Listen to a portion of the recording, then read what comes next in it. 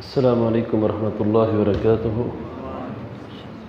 نحمده ونصلی علی رسولہ الکریم، اما بعد فاعوذ باللہ السمیع العلیم من الشیطان الرجیم، من حمزہ ونفخہ ونفثہ۔ الذی خلق الموت والحیاۃ لیبلوکم ایکم احسن عملا وهو العزیز الغفور۔ اللہ وہ ذات ہے جس نے زندگی اور موت کا نظام اس لیے بنایا کہ وہ تمہیں آزمائے کہ کون تم میں سے بہترین اعمال کرتا ہے، اور وہ اللہ غالب بخشنے والا ہے۔ قابل صد احترام بھائیوں، بزرگوں، عزیز ساتھیوں،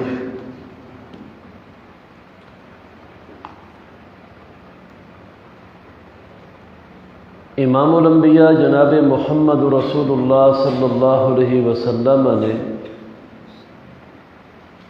قیامت کے دن کے حوالے سے ایک منظر کو بیان کیا ہے۔ آج اس معاشرے میں رہتے ہوئے میں اور آپ نبی علیہ السلام کی حدیث کو سننے سے پہلے اپنی جسمانی جو حیثیت اور اوقات ہے ذرا اس پہ غور کرتے ہیں۔ رمضان کا مہینہ گزرا، تراویح کا قیام اللیل لوگوں نے کیا۔ حالانکہ اس تراویح کے قیام میں رکوع بھی شامل ہے، سجود بھی ہے، تشہد کے اندر بھی بندہ بیٹھتا ہے، یعنی کیفیت کے بدلنے سے بندے کا جسم ریلیکس ہو جاتا ہے، تھکاوٹ جو ہے وہ اس کا بیلنس ہو جاتا ہے۔ سٹل بندہ کھڑا رہے وہ کیفیت اور ہے، اور یہ کیفیت کے بدلنے سے بندے کے جسم کو استراحت بھی نصیب ہو جاتی ہے۔ اس کے باوجود کہ ایک پارہ امام پڑھتے ہیں یا سوا پارہ پڑھتے ہیں، آپ نے کئی لوگوں کو دیکھا کہ وہ جناب نماز میں کبھی ایک پہلو کے اوپر اپنا سارا وزن ڈالتے ہیں، کبھی دوسری ٹانگ پہ سارا وزن ڈالتے ہیں۔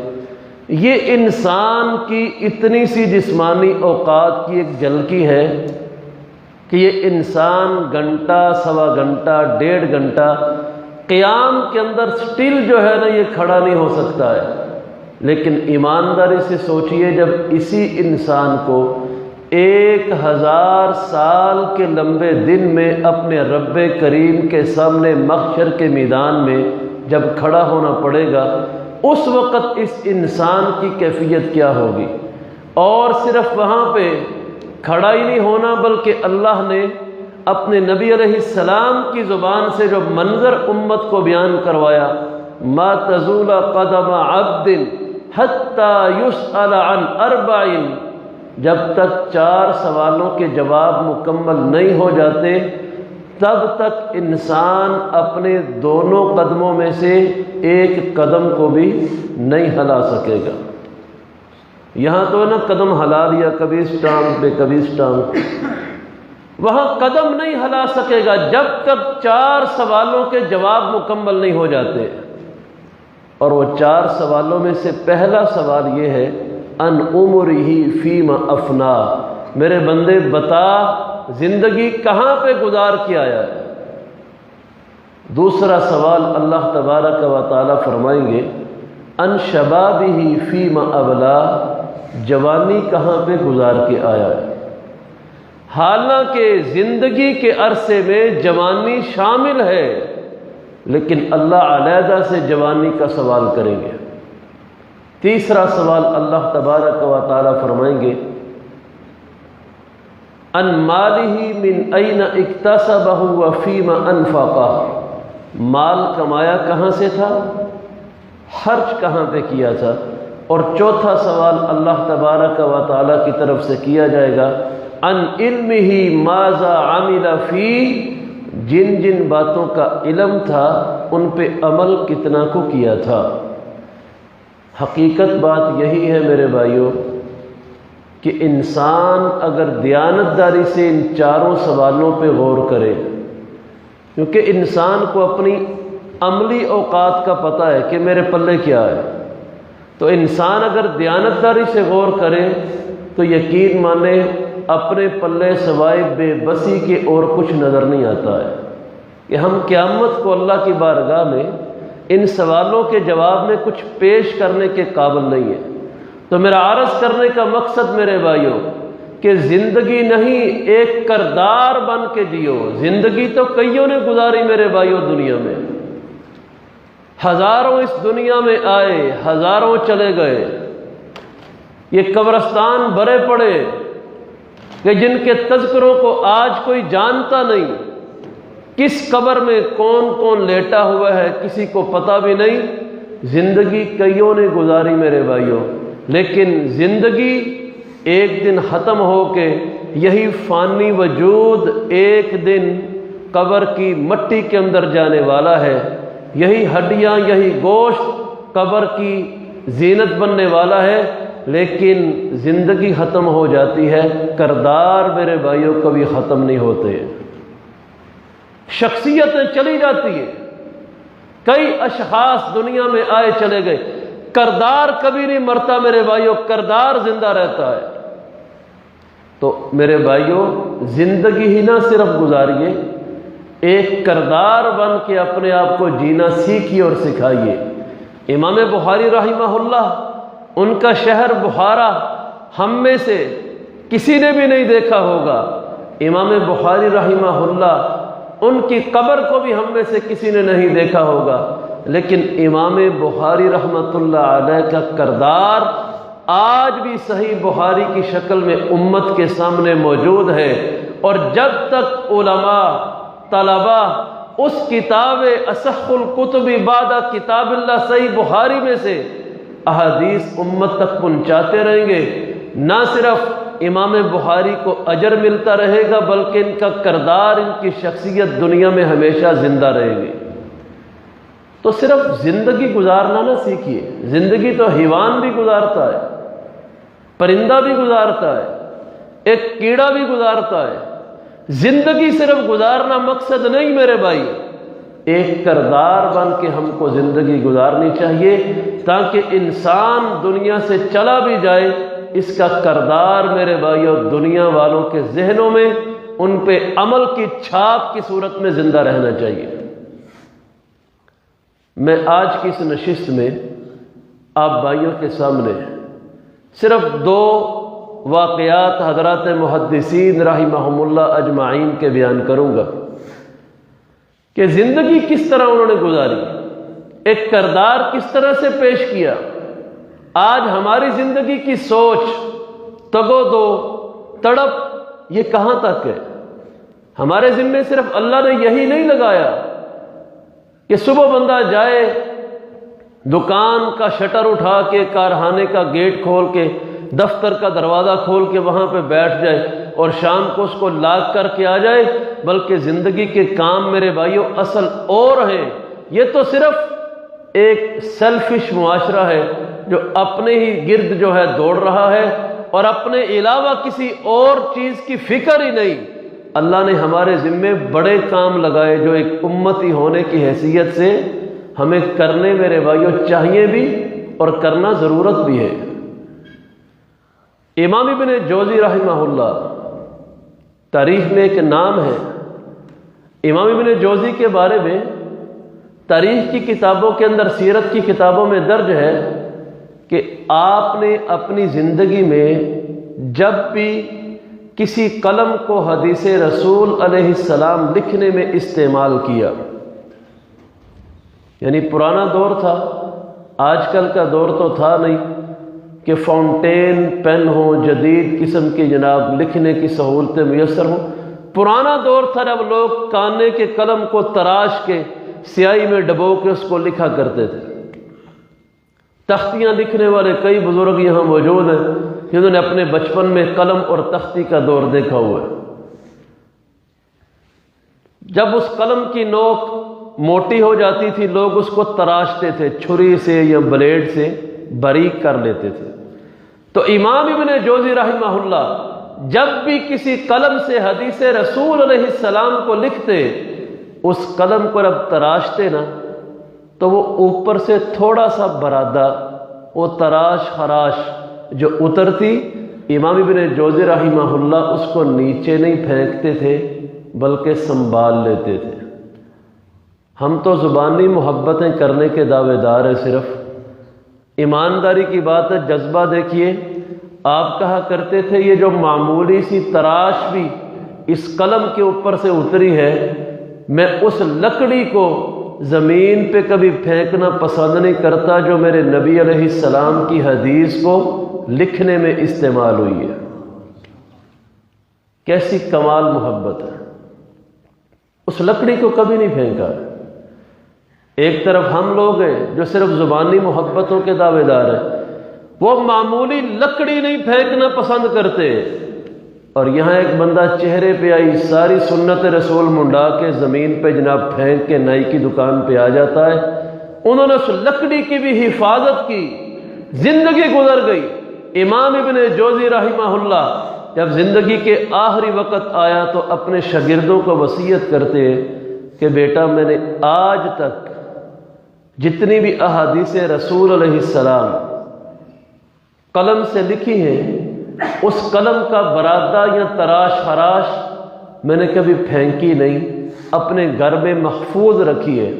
جب میری میت کو غسل دینے کی باری آئے تو کسی عام لکڑی کو جلا کے میری میت کے غسل کے لیے پانی گرم نہیں کرنا، بلکہ اسی برادے کو، اسی تراش خراش کو لے کے جلانا۔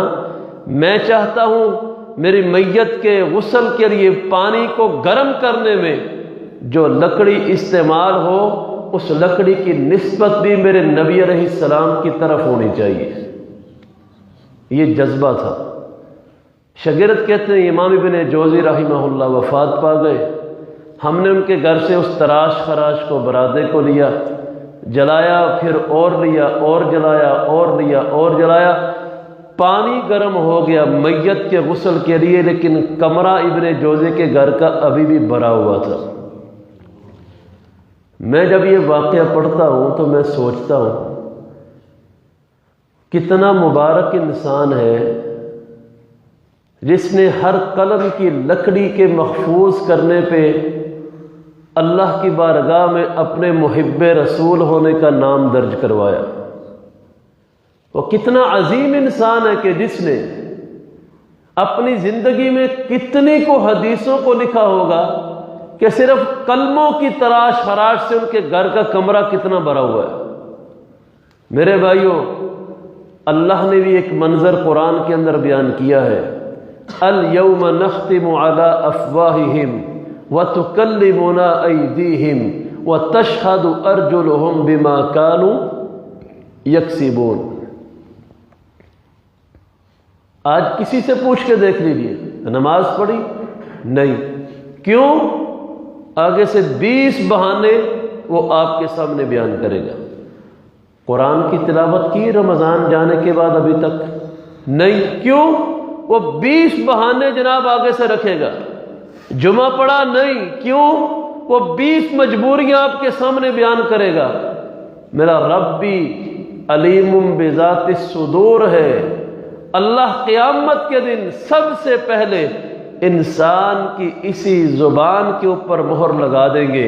یہ جو ہر شرعی کمزوری اور شرعی سستی جو ہے اس کے آگے یہ زبان جو بہانے کرنے والی ہے نا، میرا رب سب سے پہلے اس زبان پہ مہر لگائے گا کہ بڑی فراڈیاں کر لی دنیا میں، بڑے لوگوں کو تو نے چکمے دے لیے، بڑوں کو مطمئن کر لیا، اور بڑی بڑی جگہ پہ تو نے اپنی چرب زبانی سے اپنی ذات کو ڈیفینڈ کیا، اس کا دفاع کیا۔ آج میں رب اس زبان پہ تو لگاتا ہوں مہر۔ آج وَتُكَلِّمُنَا أَيْدِيهِمْ، تیرے ہاتھ بول کے بتائیں گے یہ دنیا میں کیا کرتا رہا، تیرے ہاتھ تیرے پاؤں گواہی دیں گے یہ دنیا میں کہاں کہاں چلتا رہا۔ ایمانداری سے سوچئے گا، اللہ جب ابن جوزی رحمہ اللہ کے ہاتھوں سے پوچھیں گے، یا امام بخاری کے ہاتھوں سے پوچھیں گے، یا امام مسلم کے ہاتھوں سے پوچھیں گے، ان کے ہاتھ تو یہی گواہی دیں گے یا اللہ یہ تیرا بندہ ساری زندگی ان ہاتھوں سے تیرے نبی کائنات علیہ السلام کی حدیثوں کو لکھتا رہا، اور جب اللہ مجھ سے یا آپ سے یا اس معاشرے کے فرد سے حساب طلب کرے گا تو ہمارے ہاتھوں میں کیا رہے گا؟ یا اللہ یہ وہ تھے کہ جو پوری پوری رات موبائل ہاتھ میں پکڑتے تو ان کے ہاتھ نہیں تھکتے تھے، لیکن قرآن اٹھاتے ہوئے ان کے ہاتھ تھک جاتے تھے۔ یا اللہ یہ وہ تھے کرکٹ کے میدانوں میں بیٹ اور بال کا وزن اٹھاتے ہوئے ان کے ہاتھ نہیں تھکتے تھے، لیکن دعا کے لیے ہاتھ پھیلانے کے لیے ان کے پاس فرصت نہیں تھی۔ یا اللہ یہ وہ تھے جنہوں نے ساری زندگی ان ہاتھوں سے کاروبار کے کھاتوں کو تو لکھ لکھ کے دیکھا اور پھر میلا ان کو کہ یہ کھاتا ٹھیک ہے کہ نہیں۔ انہوں نے ساری رات بھی جاگ کے یا اللہ ان ہاتھوں سے کاروبار کے کھاتے چیک کیے، لیکن ساری زندگی اس امتی نے کبھی محبت میں قرآن کی ایک آیت یا ایک حدیث رسول کو لکھ کے نہیں دیکھا ہے۔ کیا ہوگا ہمارے پلے جب کائنات کا رب ہم سے ان چیزوں کے سوال طلب کرے گا؟ تو میرے بھائیوں، ہمارے ذمے اللہ نے صرف یہ نہیں لگایا تھا کہ اپنی دکانداری یا اپنی ذات کے گرد بس محدود ہو جاؤ، تو رب اللہ یہ گواہیاں لے گا میرے بھائیوں، امام بخاری کے ہاتھ، امام مسلم کے، ابن جوزی کے، امام ترمذی، امام نسائی کے، وہ کس طرح کی گواہیاں دیں گے؟ ہمارے ہاتھوں کے پلے کیا ہوگا؟ آگے چلیے، ایک امام جن کا نام امام بقی بن مخلد رحمۃ اللہ علیہ، اندلس کے علاقے سے ان کا تعلق تھا، وہاں سے چلے بغداد اللہ کے نبی علیہ السلام کی احادیث کا علم حاصل کرنے کے لیے، اور یہ وایا بلا کتنا تھا۔ امام ذہبی رحمہ اللہ اپنی سیر اعلام النبلاء میں بیان کرتے ہیں، یہ بغداد سے اندلس کا وقت 5000 کلومیٹر کا سفر تھا۔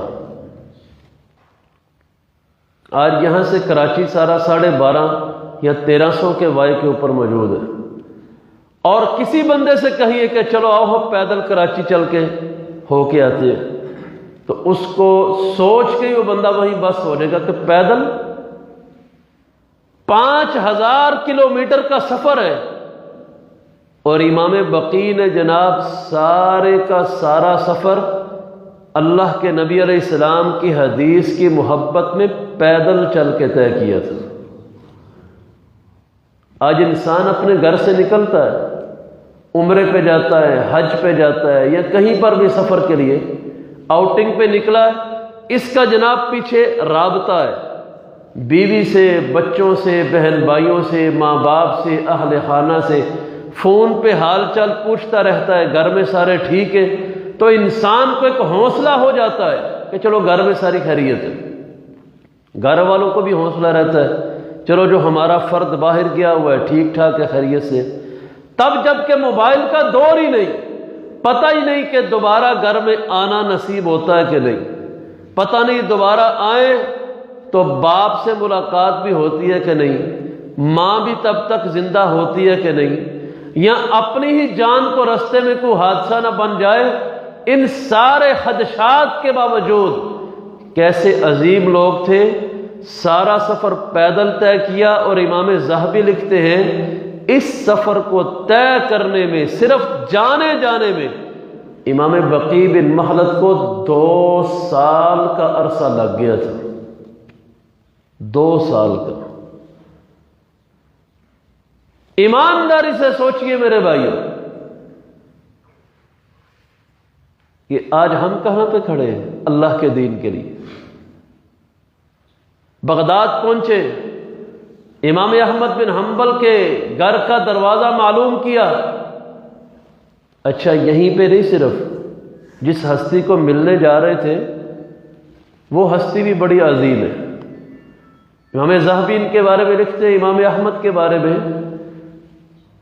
کہ امام احمد رحمہ اللہ کی وفات کا وقت جب قریب آیا، آپ بستر پہ لیٹے ہوئے ہیں، اور جب کیفیت بنی نا موت کی تو ان کی چارپائی کے پاس اس وقت 2-4 محدث جو بیٹھے ہوئے تھے آپس میں باتیں کرتے، یعنی یہ وہ وقت ہوتا ہے جب کسی بھی انسان کے متعلق دی ہوئی گواہیوں کو لکھا جاتا ہے، برا ہے تو اس کے آگے اللہ بھی فیصلے ویسے ہی کر دیتا ہے، اچھائی کی گواہیاں ملے تو اللہ بھی ویسے ہی فیصلے کر دیتا ہے۔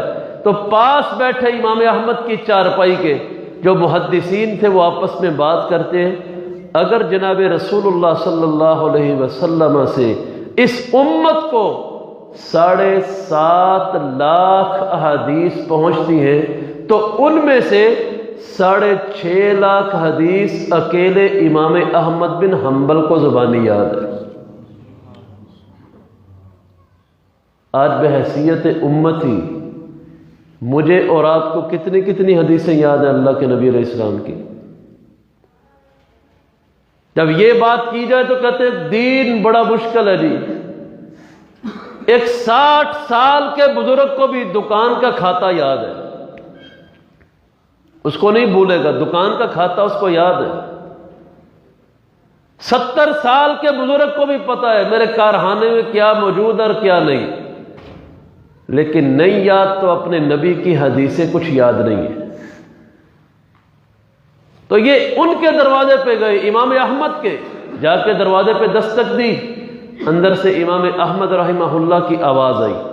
2 سال کا سفر، 5000 کلومیٹر کی مسافت، ابھی اگلا امتحان دیکھیے کیا ہے۔ دروازے پہ دستک دی، آواز آئی، کون؟ کہا جی میں فلاں علاقے سے آیا ہوں، امام احمد بن حنبل سے ملنا ہے۔ امام صاحب فرماتے ہیں وہ تو میں ہی ہوں۔ کہا امام صاحب میں اللہ کے نبی علیہ السلام کی احادیث کو حاصل کرنے کے لیے آیا ہوں، آپ مجھے حدیث کا علم دے دیجئے۔ امام احمد بن حنبل فرماتے ہیں وقت یہ تھا کہ وقت کے حکمرانوں نے امام احمد بن حنبل کو گھر کے اندر قید کیا ہوا تھا، نظر بند کیا ہوا تھا، حدیث پڑھنے اور پڑھانے پہ ان دنوں پابندی تھی۔ امام صاحب نہ گھر سے باہر نکل سکتے تھے، نہ کسی کو گھر کے اندر بٹھا کے حدیث پڑھا سکتے تھے۔ تو انہوں نے فرمایا کہ میں ان دنوں نظر بندی کے ایام میں ہوں، یہ تعلیم اور تعلم پہ پابندی ہے۔ جن کے جذبے میرے بھائیوں مخلص ہونا، ان کے آگے کوئی عذر اور بہانے نہیں ٹھہرا کرتے، اور جن کے جذبے کمزور ہوں ان کے لیے ہر قدم ہی عذر اور بہانہ بن کے رہ جاتا ہے۔ امام بقی بن مخلد فرمانے لگے امام صاحب اگر آپ پہ پابندی ہے تو پھر کیا ہوا، میں روزانہ آپ کے دروازے پہ آؤں گا، اور گھر کے دروازے کے باہر میں فقیر کے روپ میں، ملنگ کے روپ میں آواز لگایا کروں گا۔ آپ میری آواز سن کے صرف اندر سے روزانہ جلدی مجھے میرے نبی علیہ السلام کی ایک حدیث سنا دیا کریں۔ آپ نے روٹی مانگنے والے ملنگ دیکھے ہوں گے، پیسے مانگنے والے دیکھے ہوں گے، اللہ کی قسم کیسی محبت ہے کہ اپنے نبی کی حدیث کی محبت میں، اللہ کے دین کی تڑپ میں فقیر کے روپ میں روزانہ جاتے رہے، اور 1 نہیں 2 نہیں 4 نہیں 10 نہیں، کوئی 15 دن کی بات نہیں، کوئی 2 4 10 ہفتوں کی بات نہیں، میرے بھائیوں مسلسل 1 سال کا عرصہ ہو گیا امام بقی بن مخلد جاتے رہے فقیر کے روپ میں، اور امام احمد روزانہ دروازے کے اندر سے ان کو ایک حدیث رسول سناتے رہے۔ 1 سال کا عرصہ گزرا ہے۔ اگر زمین پہ محبتوں کی یہ کیفیت تھی تو کیا عرش پہ میرا رب یہ محبتوں کے منظر نہیں دیکھ رہا تھا؟ سال پورا ہوتا ہے، بقی بن مخلد کو پتہ چلا امام احمد کی نظر بندی ختم ہوئی ہے، اور امام صاحب اب کھلم کھلا پہلے کی طرح جوبن میں، بہار میں، بغداد کی جامع مسجد میں لوگوں کو حدیث رسول علیہ السلام پڑھائیں گے۔ بقی بن مخلد جناب بغداد کی جامع مسجد میں چلے گئے۔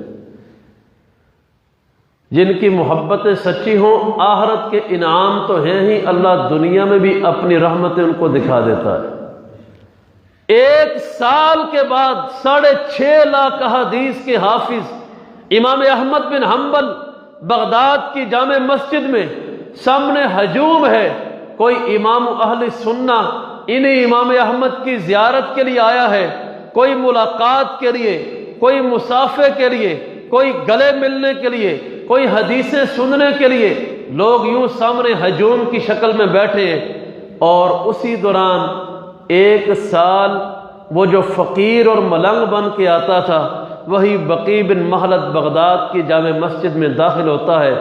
امام احمد اپنی مسند پہ، اپنی گدی پہ بیٹھے ہوئے ہیں اور لوگ امام احمد کی زیارت کر رہے ہیں۔ جب بقیع قریب آئے، امام احمد بن حنبل اٹھے، بقیع کی طرف بڑھے۔ دنیا حیران ہے، ہم امام احمد کی زیارت کے لیے ہیں، یہ ملنگ کون ہے کہ جس کے احترام میں امام احمد بھی کھڑے ہو رہے ہیں۔ امام احمد صرف آگے ہی نہیں بڑھے، بقیع کا ہاتھ پکڑا اور اپنی مسند کے ساتھ بٹھا دیا۔ لوگ حیران ہوئے تو تب امام احمد نے ایک جملہ بولا، فرمایا لوگوں، میں نے بڑے بڑے محبت رسول صلی اللہ علیہ وسلم کا دعویٰ کرنے والے دیکھے، لیکن اس جیسا محبت رسول کرنے والا میں نے احمد نے دنیا میں کبھی نہیں دیکھا ہے۔ بات پھر وہیں پہ لاؤں گا میرے بھائی، اللہ رب قیامت کے دن ان ہاتھوں اور قدموں سے حساب طلب کریں گے تو بقیع بن مخلد کے قدم تو بولیں گے، یا اللہ یہ وہ ہے کہ جو 2 سال تیرے نبی کی محبت میں پیدل ہی چلتا رہا۔ اور حشر کے میدان میں جب امام الانبیاء بھی ہوں گے صلی اللہ علیہ وسلم، جب عشرہ مبشرہ بھی ہوں گے، ابو بکر و عمر عثمان و علی بھی ہوں گے، کیا شان ہوگی، کیا سعادت ہوگی جب بقیع بن مخلد کا اعمال نامہ وہاں پہ یوں کھولا جائے گا کہ اللہ کے محبوب یہ آپ کا وہ امتی ہے جو آپ کے دین کی تڑپ میں 2 سال پیدل چل کے آتا رہا۔ اور جب آج کے معاشرے کے نوجوان ایک فرد کے قدموں سے اللہ حساب طلب کرے گا، یا اللہ یہ وہ ہیں کہ جن کے قدم بازاروں کی طرف اٹھتے تھے، کرکٹ کی گراؤنڈ میں سارا دن کھڑے رہ کے نہیں تھکتے تھے، لیکن 10 منٹ کی نماز ان پہ باری ہوتی تھی۔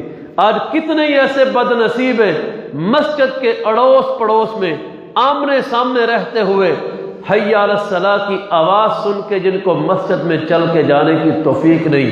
کتنے ایسے بد نصیب ہیں مسجد کی حدود میں، مسجد کے ہی نیچے کرائے پہ دکان ہے، اسی مسجد کے نیچے دکانداری کرتے ہیں، لیکن اذان سن کے دکان کو بریک لگا کے اوپر سجدہ کرنے کی توفیق میسر نہیں۔ اور میرے محترم بھائیوں، آج اس واقعے کو ذہن میں رکھ کے سوچئے، جب رب تعالی ہمارے قدموں سے حساب طلب کریں گے تو کیا نکلے گا۔ اللہ یہ وہ تھے جو بوڑھے ہو کے بھی کاروبار کی گرائی کے لیے شہروں کے شہر پھر لیتے تھے، لیکن ان کے قدموں میں نماز، قیام اللیل اور تہجد کے لیے ہمت نہیں ہوتی تھی۔ ہمارے پلے میرے بھائیوں کیا ہوگا؟ تو خدا را میرے بھائیوں، عرض کرنے کا مقصد یہ ہے کہ زندگی ایک صرف سانس لینے کا اور پرتعیش نعمتیں استعمال کرنے کا نام نہیں ہے۔ خدا را زندگی میرے بھائیوں ایک کردار بن کے جیو، خود بھی، اپنی اولاد کے لیے بھی، اس معاشرے کے لیے بھی، اس امت کے لیے بھی، اللہ کے دین کے لیے بھی، تاکہ جب یہ مٹی کا وجود مٹی میں فنا ہو جائے تو وجود تو نہ رہے لیکن کردار ہمیشہ کے لیے زندہ چھوڑ جائے۔ ایسی زندگی میرے بھائیوں گزارنے کی اور ایسی زندگی اپنانے کی کوشش کیجیے۔ اللہ مجھے اور آپ کو سمجھ کے عمل کرنے کی توفیق عطا فرمائے۔ آخر دعوانا ان الحمد للہ رب العالمین۔